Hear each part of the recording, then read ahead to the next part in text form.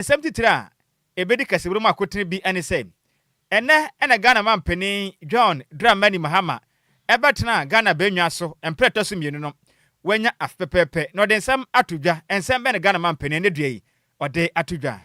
Timemufo a ebi ewo nkran hanom ebi nso ewa santimantem mu akye o madwen ewo kwan ye fa so mampani John Dramani Mahama se wanya afe baako ewa abro betena asoso mampani no waye ede amoman no ye de ne be kire mu ewa santimantem akopie mu ewo manso adubia wanu mahye bedwane eyonumnyamfo yawo frempon ato etimi aboa adusiafo a afei ena wono mokɔ senior high school no abor mo pa ene make say de ene backs ahodo milu ne mabeboa pa na mofra no asetenam etimi ayede Ahmed Agbenyesi akoya adoye ede amakuapem North NDC Youth Organizers ebekɔ so agina mu awasante mantem de ansam firi hɔ pa na atwema yape adehye hɔ no mo ekirem ze sie de asetenam ayere pa sa benta omu ne agya na bia nti baabi ombenya bia no sepeten na wono magya omo nan tidi adrei wonom ehiamoa School mo friend no mo amokoto share eya omo cheche ni so ewo Kede Senior High Technical School enu we premantem no se de omo wa police for akache. Ensama no pi na ka ho na yasin kwadwa ede beso mo say oman adwuma kase otiere ha eni nsia ekiripo enkron kasa fidie so adwuma kodidi so yi na eso yasene Opensio ede edu juma so de beso mo ahwo anampo sa wo to bi agu shop no atimi aton a na mekanfo Lumba super ede ama ye de afa fidie mu aso ne sokroje ye ede mani padua no sanso ana FDA aja tumu se eye na sa opene dodo eto obetimi afrem 24 0555 274 757 ana 0577 475 343 Okoda nsuma ne important ma madam abanyamiche yeso distributor wa honum our adjacent Lumba Sport Apietus Lane freno ewo 0557 349 401 Mama Vic ewo Franco Sports our adjacent to Nyinase Washing Bay freno ewo 0500 680 783 Bra Kwame ewo da command circuit station Obanyadom Choba freno ewo 0244 094 793 Madam Edith Kusi Wodowenyo Opsi Central University friend ewo 0246 601 004 Nana Setra ewo Pokwasi Odumaso Satisfy Water Depot eno Eben Government School no friend ewo 0592 317 481 Auntie Emilia ewo Tema Community 4 Secondary Joint friend ewo 0540 423 201 Akenka fo yesen konwa ebesoma nimere no dia meje so eye wofa osi ade ayo de wan Nhyiraba Kwadwo Sammy bi mene Adjoa Agyei Sikapa ye dan ye ho ye pa ye de kasebo no enchire mu ankasa ebesomo na sanda no me wofa ase kokofu sewa wo si di ye kasebo no eye de ba dia Sekutu sebam enya de ni bia sekutu sebam yen machiguho sekutu sebam midian gogofu sewa sekutu sebam DL kase body hinta no no ne pa hontoma DL News.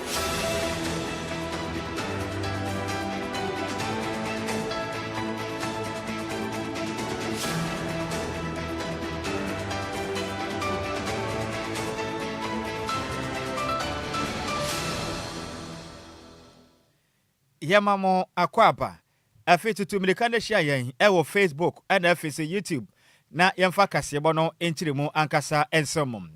yensha kasebo no emfemfiri Ghana mampani John Dramani Mahama kache na yenyina yenim se enedua yi ena Ghana mampani John Dramani Mahama ohuritina omai Ghana ebenwa kasie so se mampani no empra etoso emienu no afi papa pentemuni ena Ghana mampani ebe san betena konwa so se omampani na Ghana mampani betena so ne eye daponda oman empanifo etimi ahye hofa ede nase ede amatwede amponyakopon nhwaso pa a ode abo oman Ghana ho ban ena afi nso NDC aban ba ye modern bo a obo ebo toto Ghana sikasem no Ghana mampani ene NDC amanyoku no manyina no ede ho nase ede amatwede ampon nyankopon na ne dua yi emna Ghana mampani John Dramani Mahama ehurigina esie ene simpie so a na ene nsore ema ahodo pi a Ghana edom dodo na aka ho bi ena afi so omampani ne amammo mu mpanifo dodo na akwata akire no na asesom kese a etodwa e wo man Ghana eye Jubilee House no ye forecourt ene mo no mo pa na dwumade etodwa na eye na ukwadai opepon bosoma yum deta so enson emfempem mienu na de nunsie mu na Ghana mampeni ekirem se twede amponyankopon waye bi pa efiri se afia yesi mu ahokyere pa na ne ma nkoye bako nanso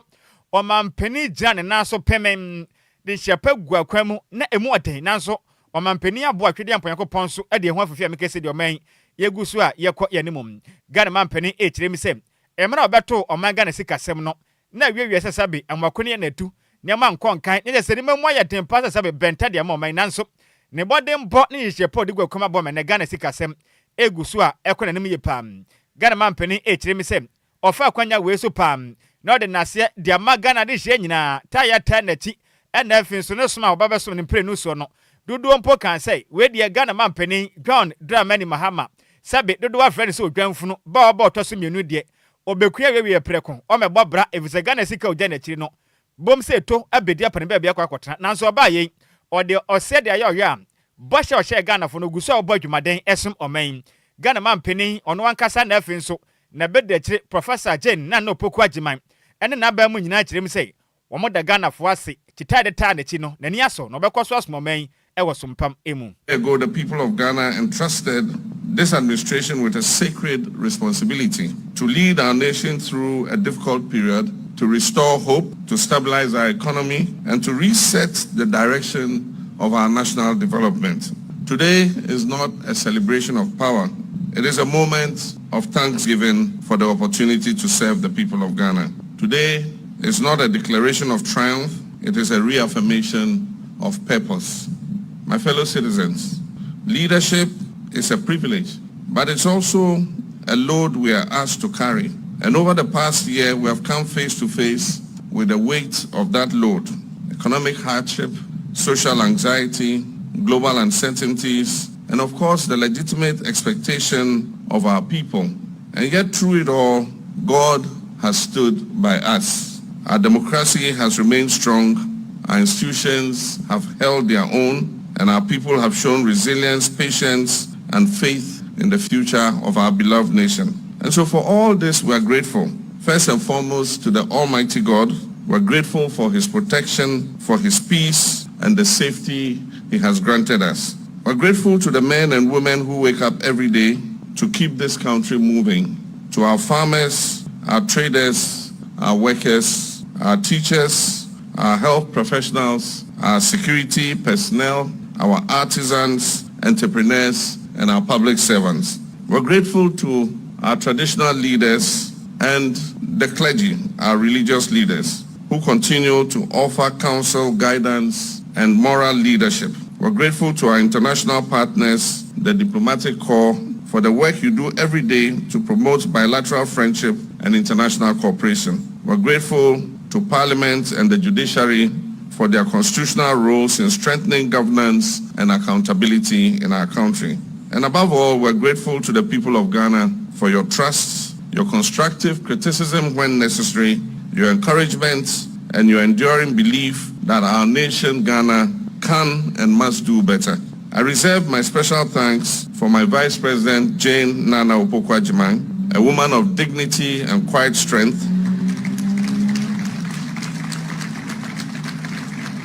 the first woman to rise to this position of responsibility. I could not have wished for a better assistant to help me bear the heavy load Ghanaians have entrusted to me. Nana Jane, God richly bless you. Na Ghana mampeni John Dramani Mahama kasaya mu ene woto ne nsam so sem.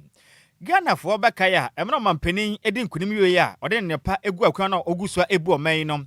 Ene na soafo ana afin so nipa bi a na wonom eta nachi wona memwo mu no. Wombo mmode de omuni kire mu e wo boase a na wonom eti ewiemhye mu a wo mokwa akwa se be ya. Efuma gudi nipa bi etu no kwati kwanso ese yensuo ne yensase no. Womakwa kire adehye omo wo boase na boa mafa kwampa so etusika akọ na no na fofi yanto ata wadwade abamu am ende nipa makon wotwe enkwanhie se omu nyina da etumi ehwere omo nkwa Ghana mampeni eyisima ba kwisi ho se yemfa nka wonom efiri se senya nkwanhie a eto wonom aka meka se nkankunimdi aba na omaye koye nimu no eka omu nyina da so eka ho bi. A year ago today we gathered at the Black Star Square with excitement to swear the oath of office to to take over the reins of government of this dear country of ours. There were some colleagues of ours who shared in that excitement who today are not with us. And so in honor of the memory of our revered colleagues, Omani Boama, Murtala Mohammed, Samuel Sapong, Samuel Agyei, Muniru Limuna, and our 3 military servicemen, I'll ask that we all rise and observe a moment of silence in their memory.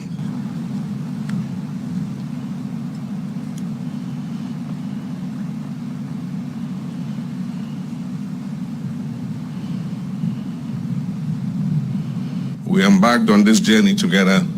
but God had other plans for them. May they gain peaceful repose in the bosom of the Lord. I thank you. Kindly resume your seats. In fact, emu yepa empenifo say yedu amanfo so a na yaka ya nom Nyankopon emfa wo no mokra ensie yipa. Na ne kwakra mu no ena Ghana mampeni echiremu am. Ena se yade a eye nanso eno nkyere se na ban modembo a wabɔ no eye enti odi si hɔ a okiremu a afimpo no de nhyepa begu akwa mu ahwa toto ne ma na boa mo Ghana yakoyanim efiri se tumi a Ghana fo atam e de ahya NDC and afin so ono Ghana mampeni John Dramani Mahama nsemu no ekiremu a Ghana fo agidie pa na ba mu nti so wonim no de Ghana fo hwammo pa de a Ghana fo bedwane yi pa. Thanksgiving must also be accompanied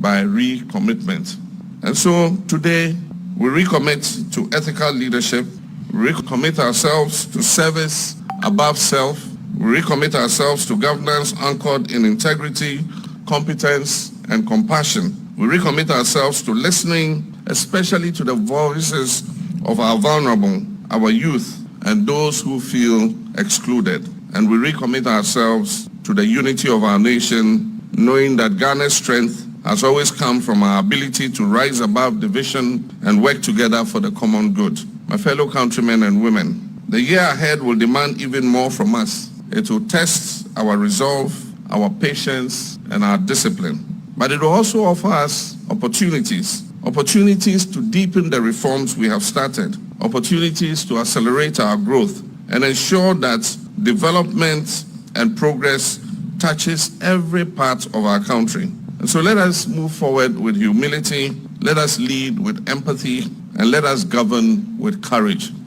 Eni awoti ye Ghana mampeni John Dramani Mahama. Yentwa kasiebone so ne da so a Adjoa mampani John Dramani Mahama ho nsensem so wanya afe ewa abra ye di ni si akonya ne so se Ghana mampani na ya de atememfo ni bi abomoden atimi ache o madwen ewa modem bo mampani John Dramani Mahama ba ye no wa ba bebo niam ahodo a watimi aye ede ama oman no ene ne ogusu a oye ede maman no na oban kran pipiri mantem hanom ya de atememfo wa hanom echema Omampeni John Dramani Mahama baye na yade asikasem ekoye pesan se niema bo so etimi atete ni titiriu ani nuane mo a chese Ghana fo ni bi ani age hu ye papa na mu chema haw ni de bi wo honom na emu mu hwe nuane bo de a yade ane bo no eso etimi atiye pa na di okase bo ani omo esan etwetwe nkomo no mu chema Osho mampani dada ye na nado danko akufo adomre so a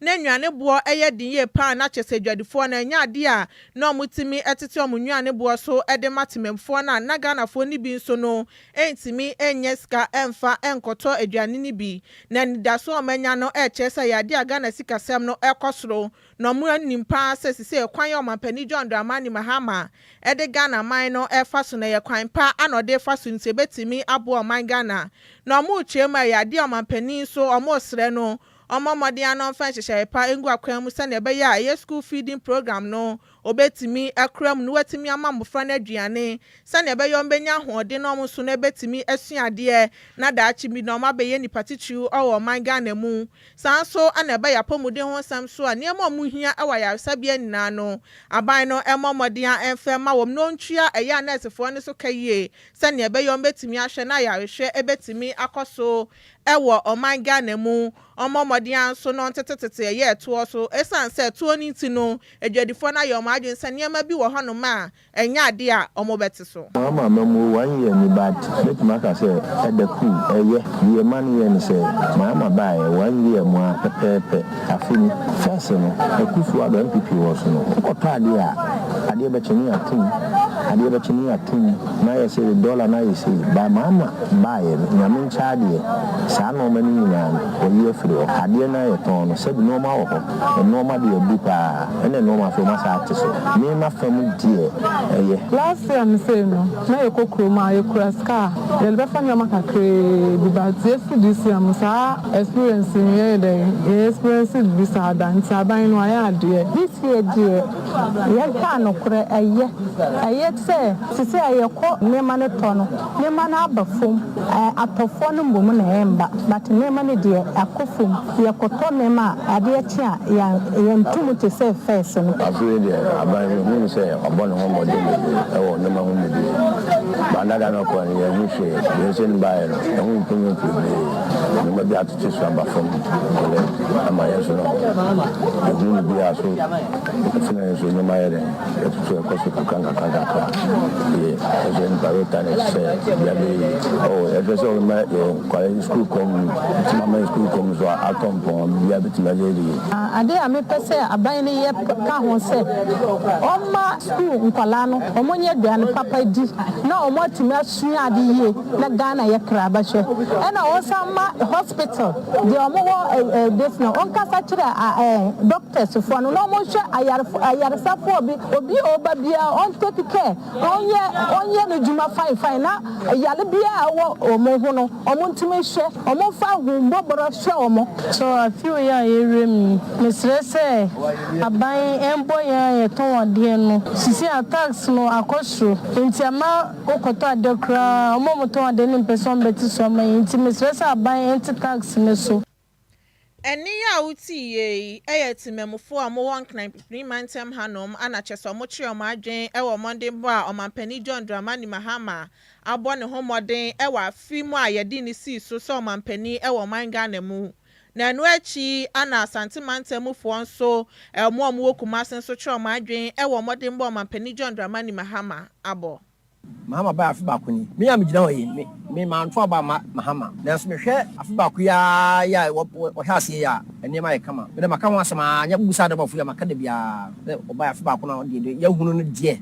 se me man percentage bia me man 90% because wo hwe afia ewiase mpalifo se aduane na di pa konkoso mu aduane na ma eso eto ne panni ma Jacob ya hwa abanada me yan pipini pa abanada no pension Mahama ya ko fese no oja emo akesam ketwa no na ye 30 Ghana na de di so na bia 22 23 24 25 maban ba ye no aye na akufo do maban ba ye maban no me maba me fasanti bo na me kase se beti so a obia ne me ye MPP ni pa na ye beto mo ba ko 110 120 anya you cry 100 cedis some Mahama tima bana ade e tono fa say 120 na 130 no etima ba 70 75 wa ese bo papa na ba so because me pa de money because to bag ba me 350 asa saksa e mo no kasa bra no ayi kufo do penso aka kama to be kama ba ko 30 take times 5 etimi Mahama momo obu abu isia me na do ba force no a obusu bia dan se dize ya tete so bebre me hwe Mahama momo obu no wan ye ya papa na ya de kaka metima kan no oh ben mama na abu so tu onya hwe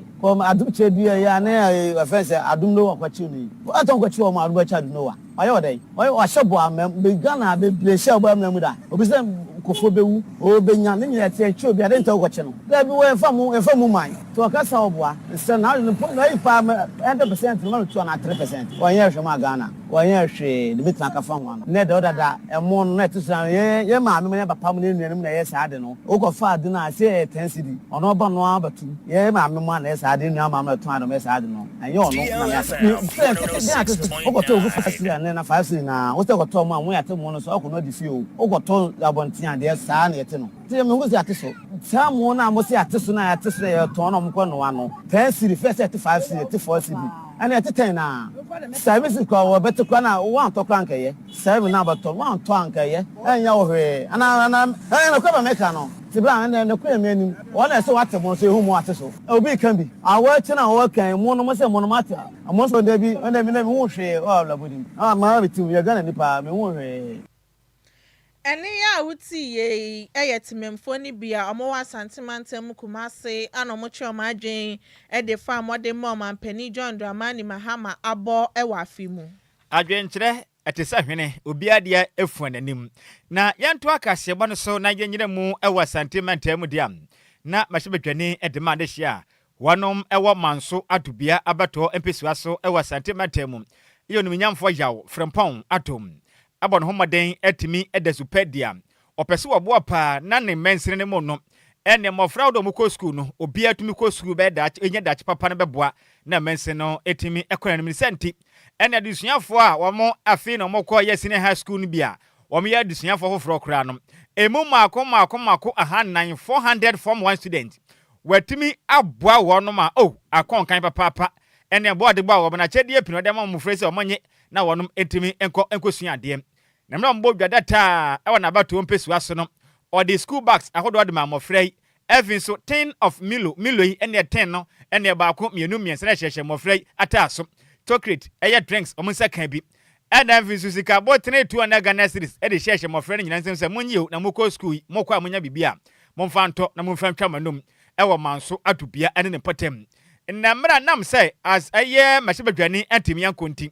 otu eye MPP amanyoko no wanum titrani mekyerɛ chairman edma manso atobia Mr. Kofi Achampo kotene nim na mra wakasa na okyerɛ mi sɛ nani agye pa na namontu a oniminyamfo yaw frempon adu atwen we kyerɛ sɛ nani ku adusua ho ye pa na odwene mafanda akyenkyankopɔn onhya ne pam na Mr. Achampo ekyerɛ mam ɔde adesrɛ ede to mafrɛ nim ɔsrɛ mo ada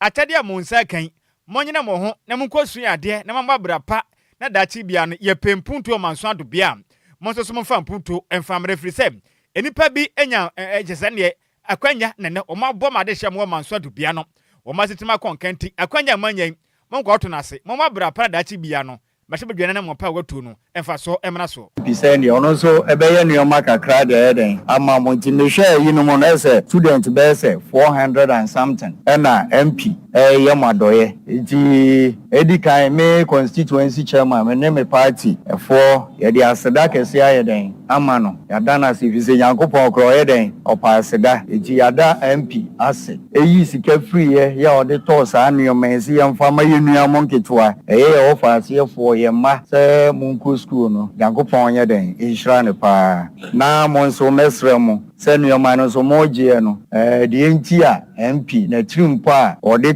chiri se wode yesa anuomen ede amamo eye school mesremo se enede bibia ye de education eti mesremo se ye nuamo nketoa ye ofase for ye ma moje nuoma no momma MP ensensi form anase momma nuoma ne nyekwa ebesre se monhwe so na monyere mo ho na monko school na se de MP abedu ne mpanimfo yenso yemu bi akodo no abetoa so mo ne ye daache mo pushi manso du bia constituency akonanim tenuoma bebre ne constituency ni hia ebia na ebe na moso amba constituency akoanimu eti mesre se enuoma na moje no momfa wose enye oyo na monyere mo ho na monko school no na enye me nwanwa se moyere mo ho na mokwa MP nso besan so ayeden aje biem e de ayeden amamo eti no mesre moje nuoma no monfa ose enye oyo na die enti a MP de bramo no mo so mayere mo ho ne ho asamanyen die enti a MP ede bramo no mo so mayere mo ho eni a wuti ye eyo penipo no ede kire mu ekasa ede ma mahebedwane okire mu de ma de hia wanom ewo manso adubia abato empesua so onuminyamfo yawo frempon atom openipo akasa ye ono ene ye chairman ede ma MPP amanyoko no ewo mpesua no so ne den ede Mr. Kofi Echampon na ne kwakura mu no ena afi school for mofra ene abatan am wanom saka achede a onuminyamfo de ma wo machirim say in fact we de twede amponyankopon onhyira ne papa apa de waye aso manim ye pa na wofo no bi nso ede afutuo de ma mo friends so sere wore mo ada mo friend bi ko school ma adwaman fita tie se omo saka achede no onkonkosua de o omo bra adwaman sam adwaman so se fe face how do see them eba ne say mwa mama de ankote onimnyamfo anim ne mwa na achade o monsaka no emfa so emra so emfa ma my Ghana fa wo fira adom nkwa adom no mpagya omo ahoden dada bia watimi abeboa ye ebeboa ya kire se school mo no bag na akra nde beko enti ye was wonya bag enti ebeboa ye pa de meka akire mo se obi anyere no no nsua de no mo nya ma masam no mo mfa nsua de no mfa mabo bra mo aye maame mo na awofo de ye bere so de mo de amaye ma no wa ma yesika eno wa ma ye milo no ma ye bag se ye ma no so fa nko dingo sua de tie da ase ne wa ye mo nyam kanidi ne ga chen kran se o mo di no mo sua de e ma ye na ye so ye bere so anye kwa de ga chen se yankopon sua no nto no nkwane no ma na ho de se ne ba ya obenya skini bi da ato aso aye de o ye se ne ba o ma mo de children ebenya bi se de nso nya bi na menya bag ana o nso ma yeska ne provision kakra de be school Bachomedin in the Sherika Haruna, because school upon Memorial Senior High School. I was a Santa Bequai. You mean a creamy, me buy an MP do a mania sopa. DLFM 106.9 do I me buy a deal on my back this character. Now, based on me, no beyond bit myself, which is why nationalism, a good leader. Oh, yeah, will be a visionary.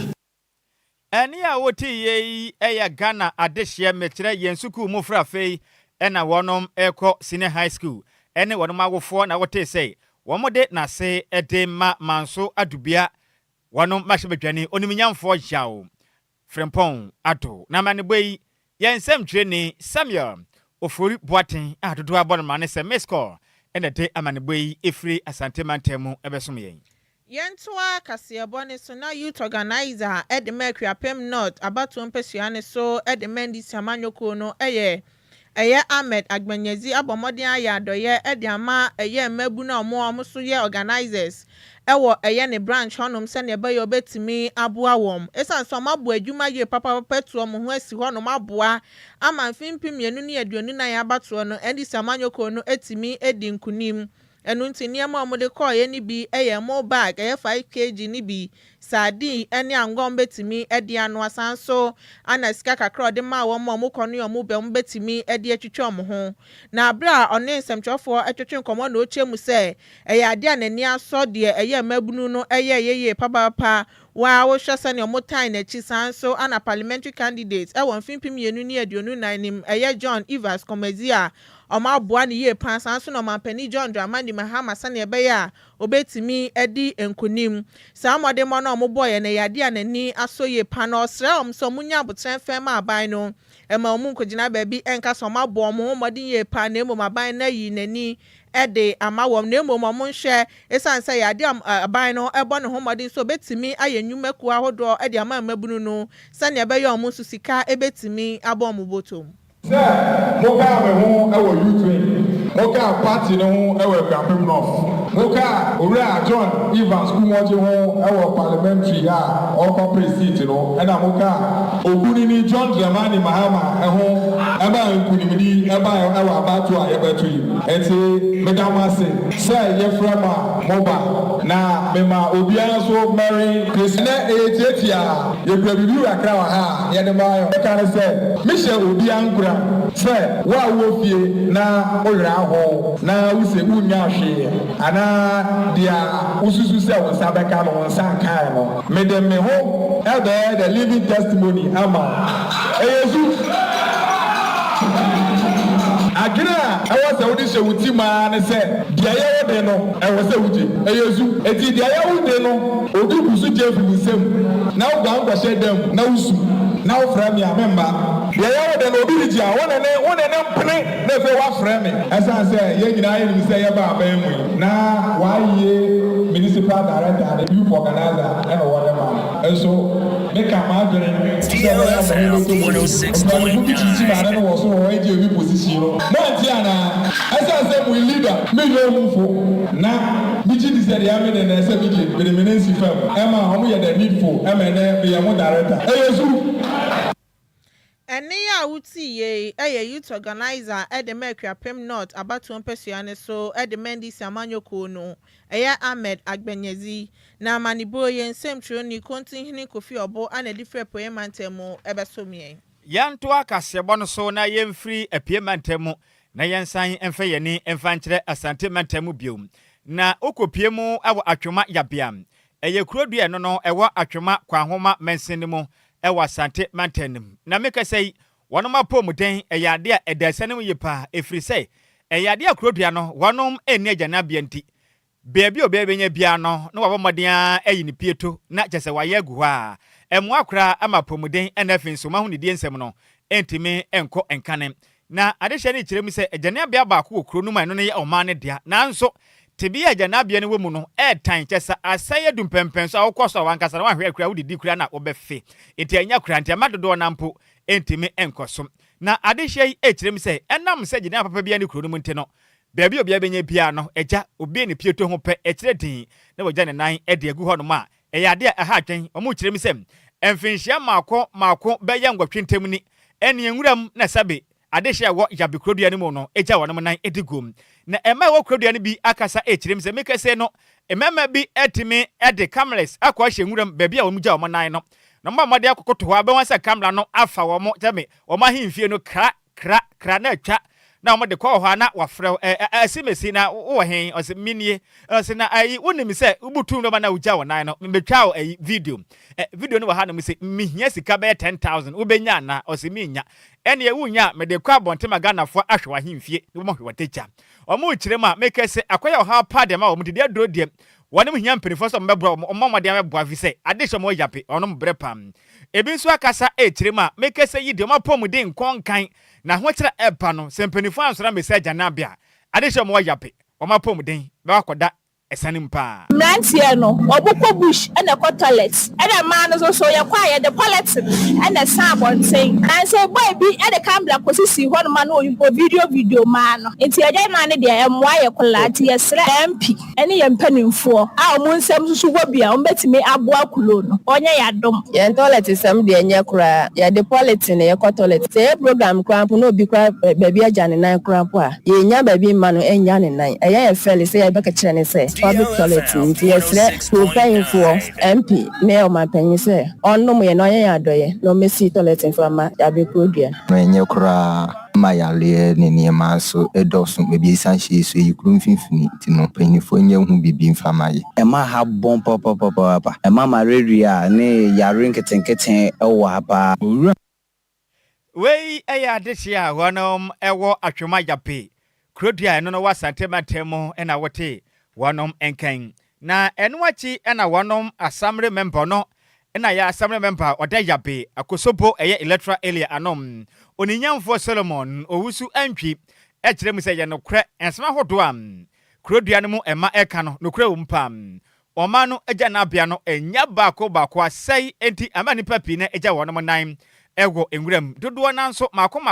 ewo mankasa agya na bia omu fie de nanso dodo na nya baabi entimi enya wonom na ni senti ode adesre ede ato Ghana mampeni afenso asoya hodo a ombetumi aboa ne yankwankura kra mu sese maboa pa ne omompomode ampagya na bia fama adehye a wonom ego atwoma yabe krodua no fie ba ko mako bi umne so sebe so bi hoho na otwem na ye fon aka na ko fi bi na se ya to gate mu a se untimi se won sa tira se beba se o so ko aba fie ba ko mako bi umne so sebe so bi hoho na otwem na ye fon aka na ko fi bi na se ya to gate mu a se untimi se won sa tira se beba se o so ko aban de so na aban de isi a se ko fa yare fi so akwa assembly ni ama aba be na ya ka se se ade se kru empedifo eyi to aka we nya adwuma bi a eso ya ke kru empedifo bitimi ahwe na motimi ya renovate na timi aboa os onipa so timi nja no ho ewo abonte esa se kra nya ifo kra bi a so bitimi kra bisu so be na se ya o da tikru na eno no be boa yin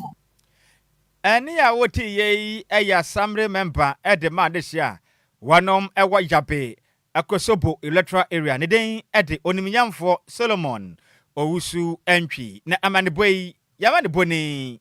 Samuel ofori boaten ene difri asante mantemum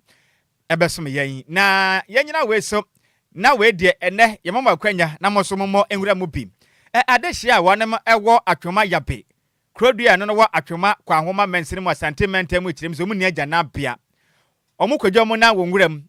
ena Ghana mrante wa bi ede camless akwa hye ho etwetwa wonom adeja de ba bonten ede black meli wonom na wote se Krodia bi nyaja na bia na mrante wa de camless akọ hye honom etwetwa wonom ade jaba bonten epeska from ho a ohu ne sen ahomatufo ne dem sofa na min sofa 05340 50199 059340 6565 05340 50199 059340 6565 Majo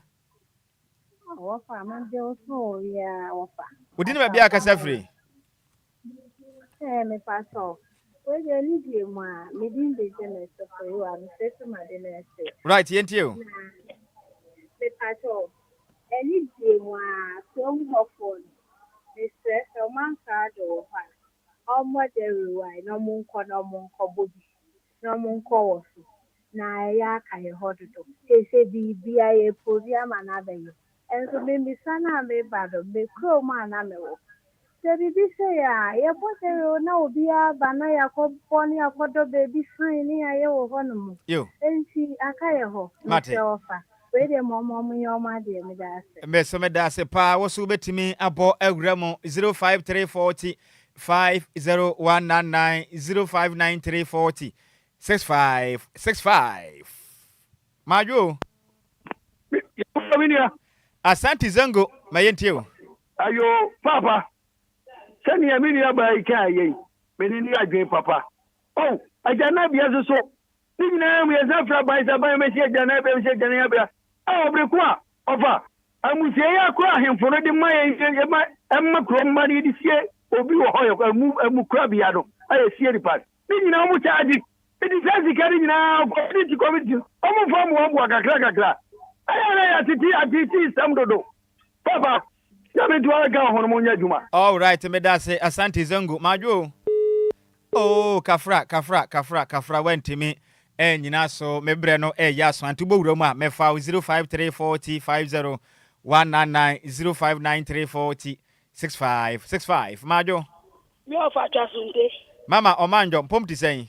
Oh, ye pa manage mapa mu ba ma DLFM ni Ghana nyina. Ya da se mayentio. Na papa nyame nua ayi asante Zongo ka esisi eno a na ko. Why? Inti ebe sere ni die kwa so a. Enye se bibia ni a e bia ban na beye.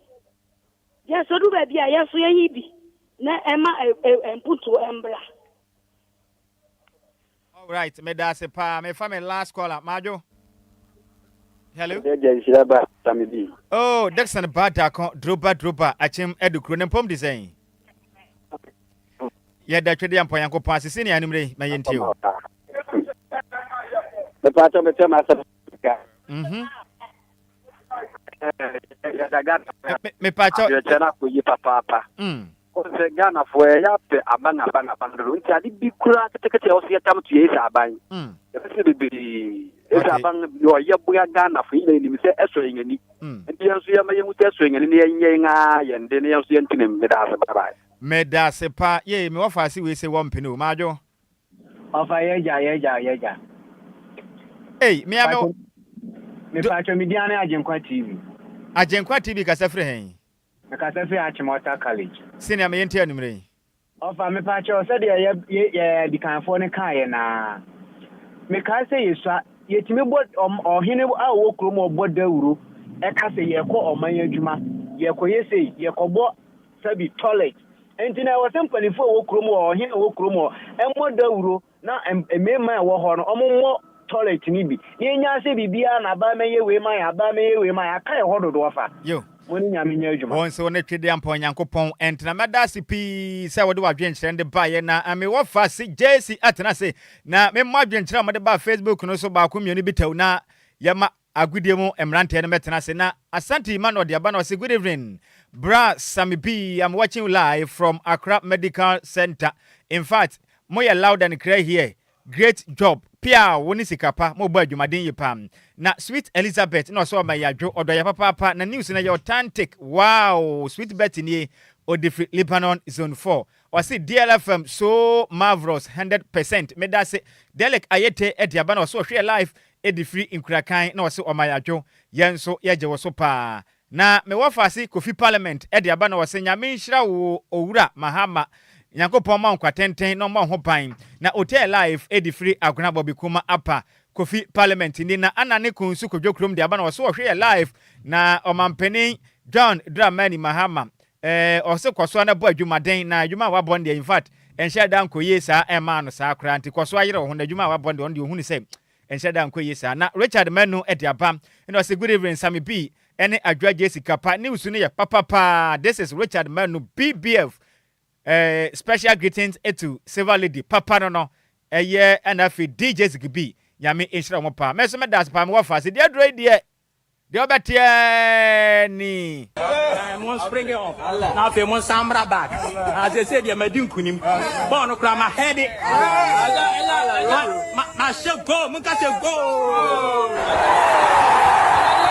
DL Power Sports on DLFM 106.9 DL Power Sports mon spring off na fe mon samra back as I said ya madin kunim ba no kra ma head ma should go mun ka se go pressure Mizaka Sante Mizaka Sante Asante Mizaka Sante watch your ball Mizaka Sante Borike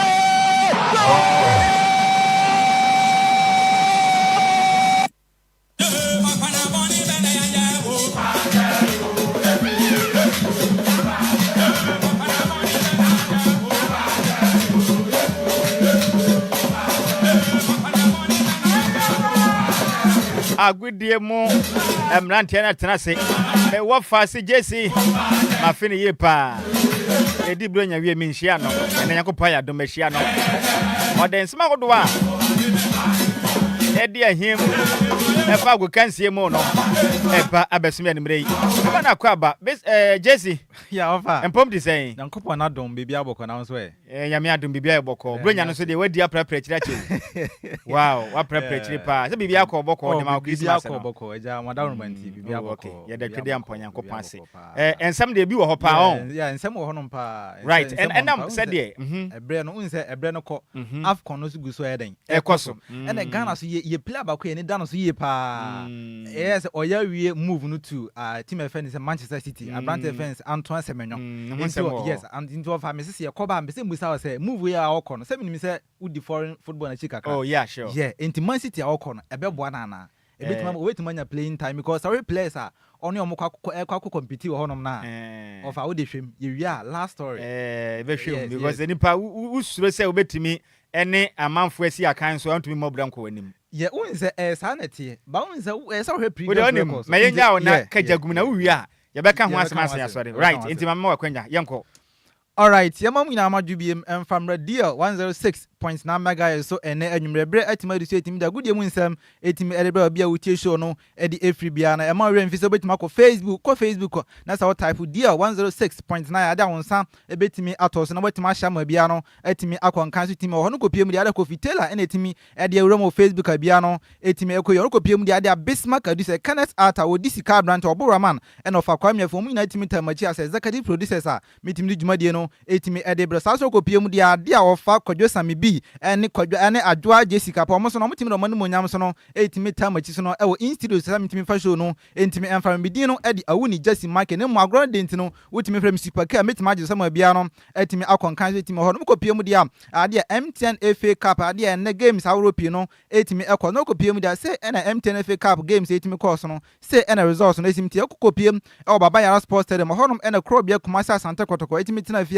omutimi check fight etimi twa makana ba kwa o mantima de kopie mu akwando so de ade akwando Heart of Lions for 8 minutes na fie etimi she kanimi no e ma na God FC so no ade o mantima sas no kopie e wo takwa TNA park e honom ene etimi fense media ma so no etimi tina fie omutimi she kanimi ensa e ma bebia ne go stars omutimi check kanimi ba ko so no etimi honom sas no kopie e wo Ali Muhammad Sports Stadium so no e wo Tamale so dia e honom ene game kese ba ko so no etimi top from team fense Tamale City 40 minutes na fie a omoto omosa e refre Carolina United game timba yena na ade a omotim board on penalties no Tamale City etimi share 14 my team Fence Carolina United so no ade omutimi share 13 so etimi ontomri wie no na ade Tamale City so no ade omatima advance a omutimi ko manim so etimi no ko biom dia Sredo no horom Sredo All Blast omutimi tina afia omno team Fence Sefi All Stars game team ba wie no na 0-0 na mo penalties no Sredo All Blast for so no omutimi team Fence Sefi All Stars a omutimi bo America na enuma omo so ade omutimi team we 9 we say any M10 FA Cup and so etimi course round of 32 no we say any results wa etimi course na ye break bi da ma ene anwume yen France enko PM so no Fatau Dauda team of the week Ghana Premier League no say any city here uko PM dia dia coach a ono etimi nya touchline edema Fatau Dauda team of the week Ghana Premier League no say any city coach a your friends and Nana Kwaku Ajima ono ye coach oginam edema Vision FC ono de etimi nya touchline and uko PM sida goalkeeper no Brante fans Kwame Aziz ono ye goalkeeper oginam so no edema Vision FC and omo maka no say any city here ade Brante fans Christian Owusu ade ono ginam edema Dreams FC and Brante fans Kwame Paul so no ono so ginam edema Hoho United and Brante fans Rewans Ali ono so ginam edema team fans Vision FC and Brante fans Roland so no ginam edema Sredo All Blast midfielders no say and Fatau Dauda so no team edi ya ko PM dia Brante fans Emmanuel Agyei oginam edema team fans Bebiani Gold Stars and Brante fans Mijak Ajete Sowa ono so team ginam edema team fans Vision FC and Brante fans Selim Adams ono na team captain edema team bias na team ko nkan so ade ya wosina kan so no edema team fans Mediama and Yamrante so metima gina no team agba goals no edia ma Fatau Dauda team of the week no say in the city Brante fans Christian Ajeni Mboaten wosina kan edema Samates 1996 and Brante fans Randolph Junior Nana Mensa ono wosina kan so no edema team fans Sredo All Blast and the last player so no team Elko edema Williams Dakwa ono wosina kan so no edema team fans the 11 Wonders so we say any Fatau Dauda team of the week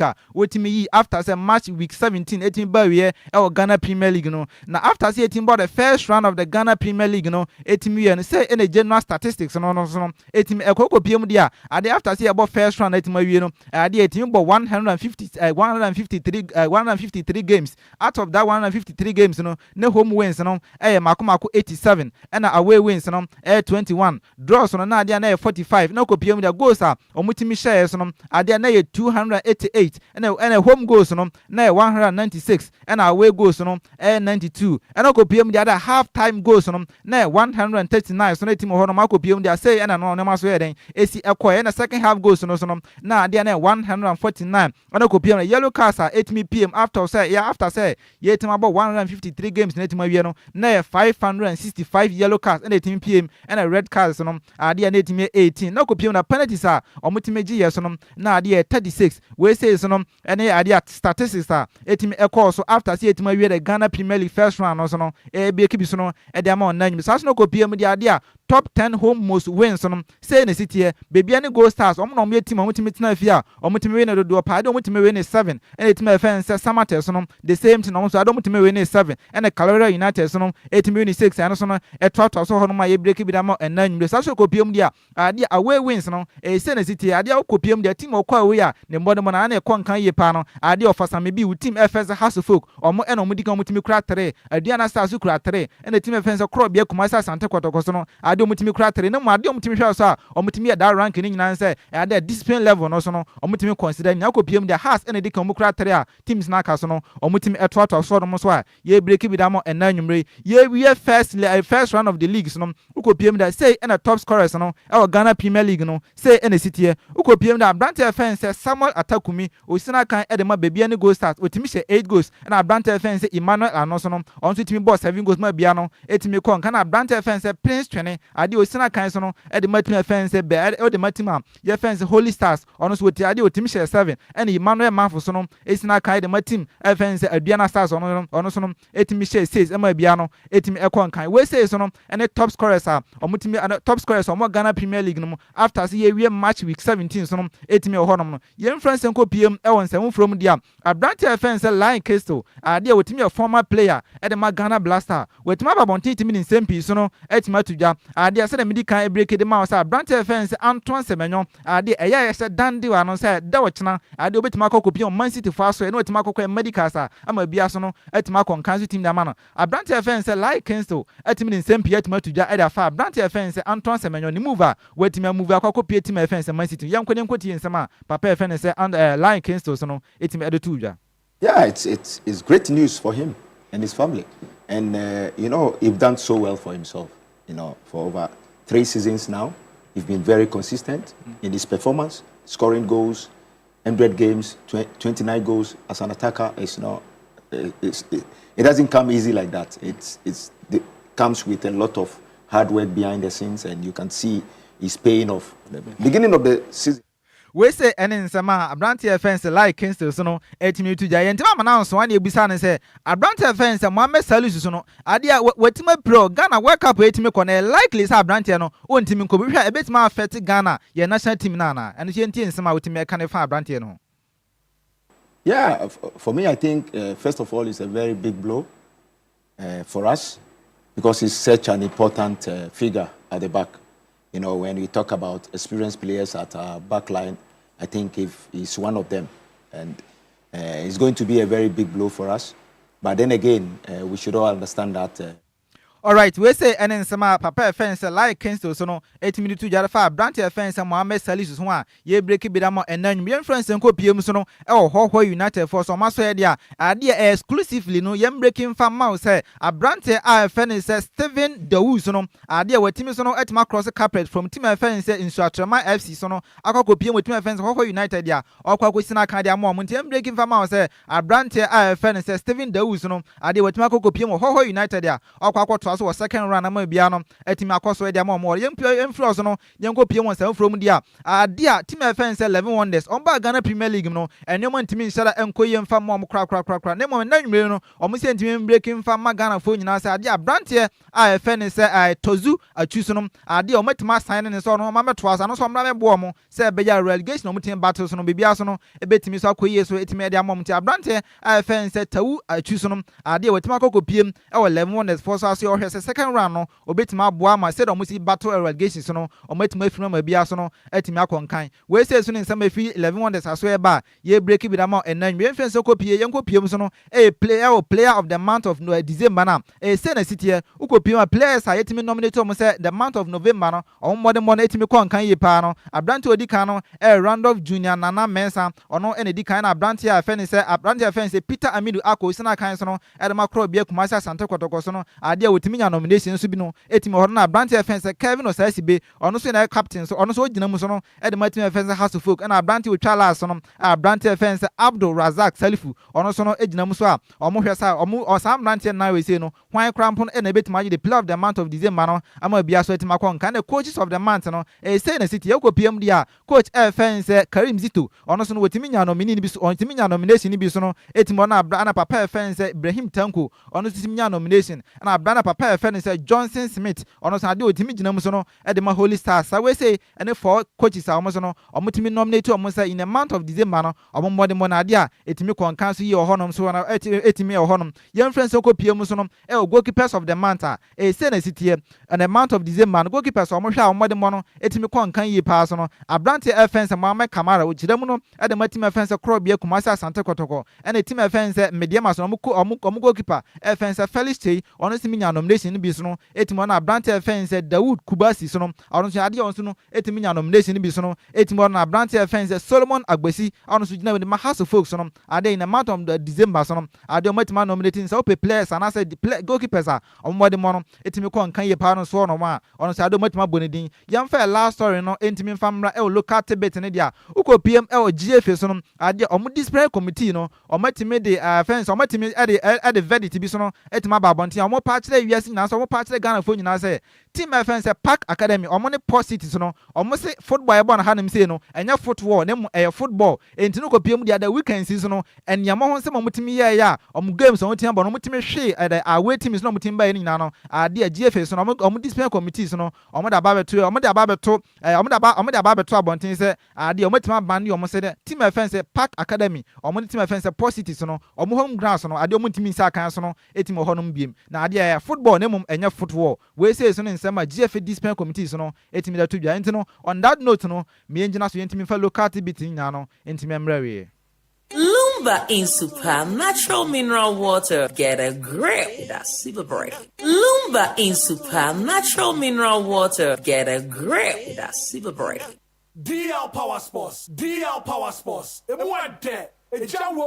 that down.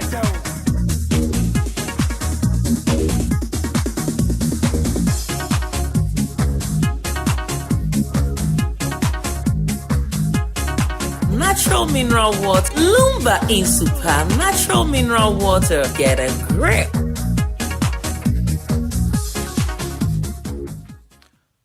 Alright, me and twas on the intimate fan phone close in some kakra and sakansono, intimate fan twas on fan mouth, dear saying a city, go PM the other African Cup of Nation games, no, idea a guso 80 because idea Danra and a run of 16 games in Inano, 80 above, you know, PM with the teams are ultimately qualify, ultimately PM or quarter fanas, no, a say and a city PM the idea Malisono, 80 qualify, ultimately PM or quarter fanas, and a team event on my offense Senegal, Egypt, Ivory Coast, and on my offense Cameroon, Morocco, and Algeria, and a say and a parents, no, esi etioko PM dia round of anasa quarter final games no say na city eko PM dia Mali so no omo no my offense Senegal and betimi da win terms so na Egypt so no omo ne Ivory Coast Cameroon and Morocco and on my offense Algeria so no omo ne Nigeria so no and betimi da win terms so no e quarter final games no e ho no ma bia no etima konkan na eko PM dia say na city uko PM round of 16 games a etimi course no uko PM dia da supporters omo timi call eko timi hwe games no say na city eko PM dia my offense Sudan omo no my offense Sudan so no omo Senegal game no ade etimi nya 3000 supporters and as 30,000 supporters and etimi kokko PM timi hwe game no e ma bia so etimi kon kan ko PM dia Mali and Tunisia game no ade 41,000 and on my fans Morocco so no and Tanzania games no 63,000 and on the timi kokko PM timi hwe game no e ma bia timi kon kan sa no ko PM dia on my fans Cameroon so no omo South Africa game no ade 14,127 spectators and etimi kokko PM omo timi hwe game no and ko PM dia on my fans Egypt so no omo Benin game no 20,000 supporters in the team koko PMA omo team go hwe game no and the last game na team call so no omo fans Nigeria omo Mozambique game no ade say na city ade 14,593 593 spectators in the team koko PMA omo team go hwe game no bia so no etimi call kan so team on say we say and spectators omo team koko PM omo team go hwe game na and I say run of 16 na etimi call so African Cup of Nations omo bono Morocco no yetimi fro no ko PM so no e won sem from dia na e kwa ko PM e o Turkey man ko PM o Turkey dia here we go team FN is Fanabachi adako PM dia ade o matimi akonfirm say Abrante FN is Matthew Gondozi so no ade o matima sign no say on a 2-year deal no say ono so no ontimi from team FN is Lazio no ontimi metwana kansi so no entimi from team FN Fanabachi so no ama bia so entimi konkan na say ko PM so no o ko fitela team FN is Manchester United dia enche pi no mutimi ball o coach FN Ruben Amorim so no o mutimi ball na so tuo so ontimi ko PM dia na modemo no entimi konkan na ko PM dia Abrante FN is Michael Carrick and Abrante FN and papa it friends only gonna search so no omutima hwese these two coaches so no omutima ma back so no etima ba be interim coach say season no ebetima kwa we no metima kokope FN coach on so betima ba atima be permanent coach so no etimi da metima FN Manchester United anti Abrante FN say Michael Carrick so no on papa FN say only gonna search so omo hwese these two coaches so no back ebetima be take over say temporary coach so no e da metima FN Manchester United na niji sem call dia Manchester United nyina say omo captain FN Bruno Fernandes no ade otimi nya ne preko na mo ye breaki edamo ena nwumre se Abrante fans Bruno Fernandes no ade wetima return ya so betima gina mu so na ena nwumre so no etima si akana matima fans Manchester United ama bia so no etima akonka sas no ko PM e Brazil man mu dia team FN Santos ade omatima confirm say Abrante FN Neymar Junior no ade wetima extend the contract no till say 2026 betima ba wie no dia Abrante FN Neymar Junior no ade wetima twa so no etima si akan eda ma team FN Santos ama bia no etima konka no fasa mebi uko PM e team FN Real Madrid dia ama Abrante FN Luka Modric so no ade na uko team ni history ma sa ope players ope player wetima je trophy do pa so no ede ma team FN Real Madrid dia na Abrante FN Luka Modric nemum ade Copa de España so na etimi koso no se Real Madrid etimi na Abrante FN Dani Carvajal so no ade ono timi gina ma se captain so no ede ma team FN Real Madrid dia ono so betima yiko that record na Abrante FN Luka Modric ono ene the created player ono so no etimi more trophies so no ede ma Real Madrid Abrante FN Dani Carvajal so etimi this Copa de España no na so etimi sa La Liga etimi sa DC na so dia no betima break that record so no ama bia so no etimi koye so no etimi ede ama no so etimi no ko pie mu dia ade EPL games Europe so no ebetima betimi akọ saa no kopiem Italian Serie A games so e betimi akọ so no e na Copa de España games no ade e betimi akọ ntia da o chena anasa o chena no pa no se etimi chena se betimi results a etimi koko piem so no e wo de EPL games e betimi akọ so saa no kopiem de ade Italian Serie A games and the Copa España games na betimi akọ so no ade e chena e bra morning show host anasa e bra morning show no etimi akọ so no ade o betimi de that update ni na so no etimi e de aba and here we go said the medical e de chance na brand fence Antoine Semenyo Ghana ya brand fence Antoine Semenyo ade e chena obetimi akọkọpie mo Man City anase Etihad no wetimi akọkọ medical sama bia no etimi akọnkan so etimi da man no eda wo chena ekwa na se free wo chena ekwa no de ye betimi de site masi e gba ka kire se Abrante fence Antoine Semenyo no wontimi nya benam of omo player bi ne mu ade a we player so no etimi etimi fence se Manchester City no mo se kwa no e wasade ya kra mpana wabobo no e na etimi wi ntimi na sanse mo ese so ne ntimi fa microphone close nsem ne nyina so no ntimi mra ne ntimi nja mo mfa mo fa Sammy B e wo studio A Medasi senior na what say Antoine Semenyo or yeden or Man City or team fence Manchester City. That's very fine. Yes, a nice move. Name ye so many players are. Me person me wa dwen chance. Yes. Oh yeah. A bit my playing time. Obetimanya playing time. Oh, so be na South African players be no ma Man City. Ya tuli akobo bi. What you say? What bobia what? Mares mu nyina akobo bia. Kolo tule mu nyina akọbọ omo dọọso Emmanuel Adebayo mu nyina abọ Man City enti se aduru Ghana so na se na ibi kwa Balotelli bawua hwan kwa so no ye Ghana ni Jessy wa ma national team of how we say silent na mom say players ya wo na wo kan wo kan masemi omo koye no players be na no compete wo no se si asa wo Man City team na Antoine Semenyo okọ no okwa compete with players we say fence 7 so onim 7 wa yes, any plan we pra ebrebia we jinam bi okwa compete with England almost star fence Phil Foden. What I say? Enti woko no obetima ya playing time etima bobo na said ye pen na because ye hu a lot of players are omo ye mover omo kwa ye ntima amwa. What I say? So woko. Yes. One kwana woko na ye two ye time aso esa afi baba. Kwa mo woko na ya de mienu okopesika abehwe abusua. Eno ye one so woko because sika ogene wasa bomb of one more no. Now ready City de man na eswoko 2 se wo ye obi a wusuro se wo ye adwuma wusuro se bia wokọ no wokọ a obehwe ase nti wonkọ anim da ya brabo eswoko Ghana ni bo Man City ensere no ye wo players omkọ ball Madrid esem nyina mo Madrid enso bisa ho se that time na senior players ni ho enti man nkọ me de me tumi ni de Man City ni de the choice na me fo no so enti Agyei Sikapa so of nasa ho anya bia obenya bia bo adenti no nya bi mo no nya bi mo anko beto no sa brofo no wo ho e no obuhu se Antoine Semenyo player oba obeboa team no enti na wabeto no enti obenya bia bo me gine di pa wo de obehu se ebedu ba bi no Ghana fo beka se yes Antoine Semenyo anko Man City bi krank we ja na ho pa ebeboa ofa ebre no ko we football enti ebehia mate ye behia ne the proper in-depth analysis about this transfer mate ne etimi e de aba nti se de etia me de eye mame onko okay onko Jessica no me hwefie efie nye wate ase mate nti medase pi me wo fase Jessy na wo ten nka no na kasebo no ye gina wo sini ya bunuko mu pon ne asora pa be bia akọ evise koma de me wo fase no enya semukuma kra na ni bodin so si ko de mo fase mama bia ten mena me ka kira kasebo no mu semufo ne ya Mace mebere entwe de semu e ma ye na champion Taylor e de ekopie mu Facebook and YouTube makasebo no nya bi ehwe ye DJ Sigbi echenchem efrene from de som ye de mren me wa fase Jessy e betwa mu e de agudie mu nsem e besom ye akenkanfo a ye sen konwa besom no e di amagye so e ye wo fa o si ade ya odikan Nhyiraba Kwadwo Sammy B Adjoa Agyei Sikapa sra wa sra sano secret ni ye den ya wa kan komana ye di wo newsroom no waka nko mana ye diwo behind the scene enwa come the more fast and say any source ye kwei international DJ Afiba me say enya simukuma kro no ena eba na nyemo no 24/7 o de mamo from now to 10 p.m. say na de kasa bia nim 24/7 na meboa a program bia so ni ho into ono ana ekro de sorry so yi enwompa ena o de ba abesom Ghana fo mo nyina mo ene tia